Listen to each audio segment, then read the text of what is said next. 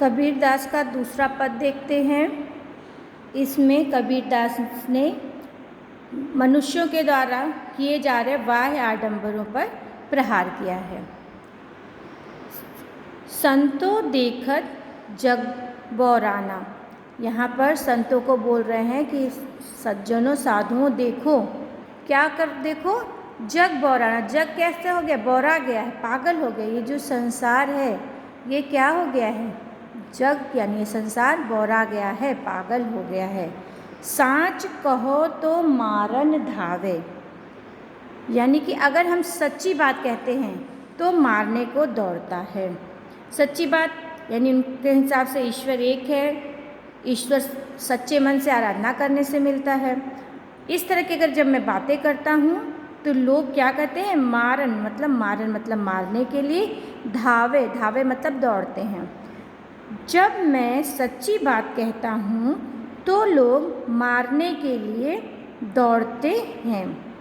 झूठे जग पतियाना, और झूठे लोगों को जग पतियाना मतलब झूठे लोगों की बातों पर यह संसार क्या करता है, पतियाता यानी विश्वास कर लेता है।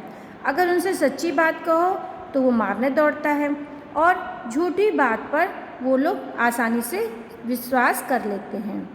इसीलिए वो कह रहे हैं कि संसार क्या हो गया है, बौरा गया है या पागल हो गया है। आगे कह रहे हैं नेमी देखा, नेमी मतलब नियम करने वाले, यानी कि जो नियम कानून से ईश्वर की आराधना करते हैं, जैसे सुबह उठना, पूजा करना, टीका लगाना, माला पहनना, इस तरह की चीज़ें उन्होंने बताई है। नेमी देखा धर्मी देखा, मैंने बहुत सारे नियम करने वालों को देखा। धर्मी देखा, धर्म को मानने वालों को देखा, यानी जो धर्म के बाह्य आडंबर को करते, मैंने उनको बहुत सारे लोगों को देखा जो क्या करते हैं, प्रात करे, प्रात मतलब सुबह, करे मतलब करते हैं, स्नान स्नान मतलब स्नान करते हैं, जो सुबह उठ के ही ईश्वर की आराधना के लिए स्नान कर लेते हैं, यानी सुबह उठकर नहाते हैं, नियम करते हैं, धर्म करते हैं। मैंने ऐसे बहुत सारे लोगों को देखा है। और वो क्या करते हैं, आत्म का अर्थ है आत्मा को, अपने आत्मा को क्या करते हैं, मार करके, आत्म मारी पखानहि पूजे, पखानहि मतलब पत्थर, अपनी आत्मा को मार कर पखाने पूजे, पत्थरों की पूजा करते हैं। आत्म मारी पखानहि पूजे, आत्मा को मार कर पत्थरों की पूजा करते हैं। उनमें कछु नहीं ज्ञाना, उनमें कुछ भी ज्ञान नहीं है, यानी कि कबीर के अनुसार जो अपने आत्मा को मारकर पत्थरों की पूजा करता है उनमें किसी भी प्रकार का ज्ञान नहीं है, क्योंकि अगर सच्चा ज्ञानी होता वो तो वो अपने अंदर व्याप्त ईश्वर को देखता, अपने अंदर ईश्वर व्याप्त है या कण कण में ईश्वर व्याप्त है उसको देखता और फिर उसके हिसाब से कार्य करता।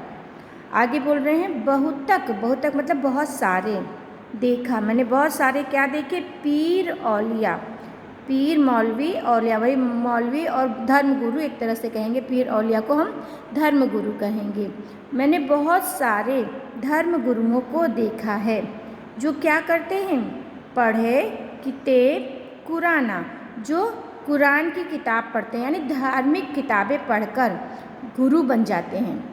उन लोगों पर ये व्यंग कर रहे हैं जो ज्ञान जिनको नहीं है, सिर्फ धार्मिक किताब पढ़ लेते हैं और उसी से वो धर्मगुरु बन जाते हैं, अपना उनमें कोई भी ज्ञान नहीं होता है, बस उसी किताब के आधार पर वो क्या करते हैं, कै मुरीद, कै मतलब करके, मुरीद मतलब शिष्य, अपना शिष्य बनाकर तदबीर बतावे, तदबीर मतलब तरीका बताते हैं, है ना। जब जिनको खुद कुछ नहीं आता, जो खुद किताबों के आधार पर अपना ज्ञान प्राप्त करते हैं, वो दूसरों को अपना शिष्य बना लेते हैं और उनको शिष्य बनाकर तदबीर बतावे और उनको तरीके बताते हैं, ठीक है ना, ईश्वर प्राप्ति के तरीके। जबकि कबीर के हिसाब से उनको तो खुद ही नहीं पता कि हम ईश्वर से कैसे बात कर सकते हैं या ईश्वर के साथ कैसे रह सकते हैं।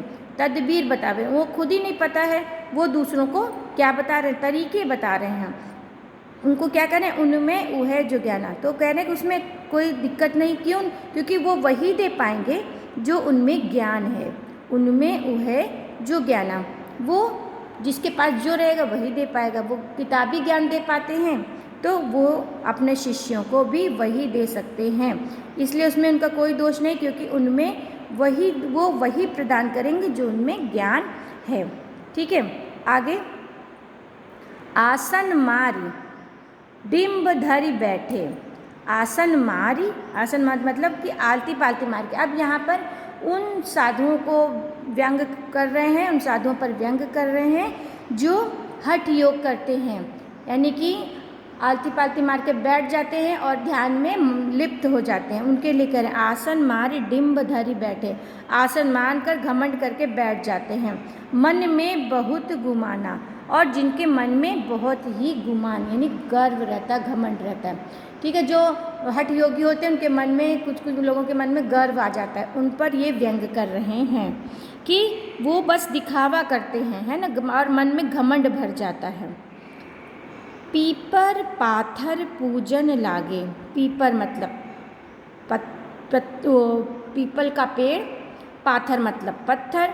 पीपल और पत्थरों को पूजन लागे, पूजा करने लगते हैं, यानी कि ईश्वर की आराधना के लिए वो सही तरीका ना अपना कर पत्थरों की और पीपल मतलब पेड़ की पूजा करने लगते हैं। तीर्थ गर्व भुलाना, और तीर्थ करने में वो बाकी चीज़ें भूल जाते हैं। तीर्थ करने में गर्व का अनुभव करते हैं और बाकी चीज़ें भूल जाते हैं। टोपी पहिरे माला पहिरे। टोपी मतलब यहाँ पे जो बाहरी रूप आडंबर करते हैं, रूप रंग धारण करते हैं, उनके लिए बोल रहे हैं। टोपी पहिरे माला पहने, टोपी पहनते हैं, माला पहन लेते हैं। छाप तिलक अनुमाना, और अपने माथे पर तिलक लगा लेते हैं और इस तरह से ये सोचते हैं कि वो सच्चे ईश्वर की आराधना कर रहे हैं। साखी शब्द ही गावत भूले, और ईश्वर को न जानते हुए, आत्मा की खबर को न मानते हुए, अपने आत्मा की बात न मानते हुए क्या करते हैं, साखी और शब्द में ही उसको गाते ही भूले रहते हैं बाकी चीज़ें, यानी कि वो ईश्वर का भजन करते समय, यानी ईश्वर के भजन में ही रह जाते हैं और अपने आत्मा की बात को नहीं मानते। आत्म मतलब आत्मा की खबर न जाना, मतलब उनकी आत्मा क्या कह रही है ये नहीं देखते हैं और बस ईश्वर के भजन में ही पड़े रहते हैं। आगे की लाइन में वो हिंदू और मुसलमानों के बीच में जो भेदभाव है उनको बोल रहे हैं। हिंदू कहे मोहि राम प्यारा। हिंदू क्या कहते हैं कि मुझे तो राम प्यारा है, यानी कि हिंदू धर्म के लोग राम को मानते हैं।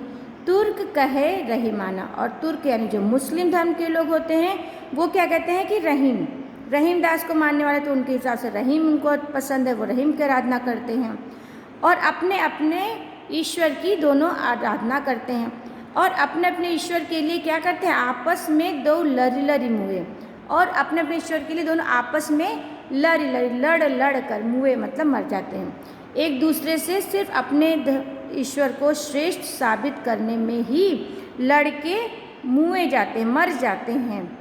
मर्म न काहू जाना, और जो धर्म का असली मर्म है वो दोनों में से कोई नहीं जानता। ठीक है, मैं यहाँ पर बोल रहे हैं कि जो धर्म का असली मर्म है, यानी ईश्वर की आराधना का जो असली तत्व है वो नहीं जानते, बस अपने अपने ईश्वर को श्रेष्ठ बताने के चक्कर में लड़ के मरते रहते हैं।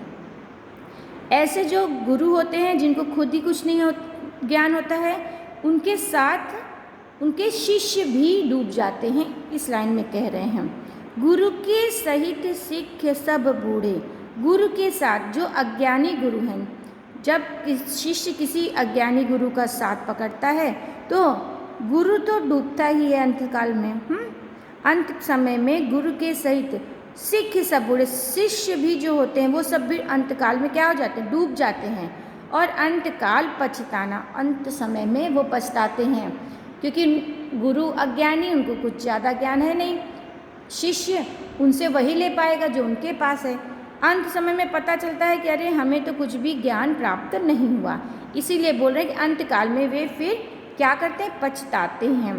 कहे कबीर सुनो हो संतो, कबीरदास जी कह रहे हैं कि भाई संतो सुनो, ई सब भर्म भुलाना, ई सब भर्म भुलाना, सभी लोग ईश्वर के असली मर्म को या तत्व को भूल गए हैं।